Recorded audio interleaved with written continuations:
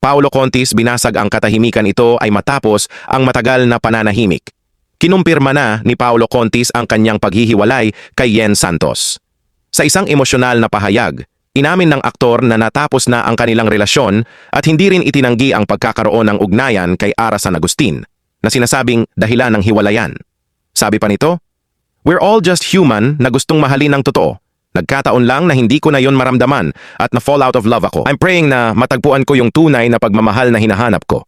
By the way, I'm a father figure at hinding-hindi ko pababayaan ang future ng mga anak ko. Tandaan nyo yan." Ayon sa ulat, tila nagkaroon ng tensyon sa pagitan ni Yen at Paolo bago pa man kumalat ang balitang malapit na ang aktor kay Ara. Bagamat nanatili pa ring pribado ang ilang detalye, tila kumpirmado na ang sinasabing third-party issue. Agad namang umani ng samut-saring reaksyon ng balitang ito. Habang may mga dumepensa kay Paolo, marami rin ang nagpahayag ng pagkadismaya sa nangyari. Patuloy namang hinihiling ng aktor ang respeto mula sa publiko habang inaayos ang kanyang personal na buhay.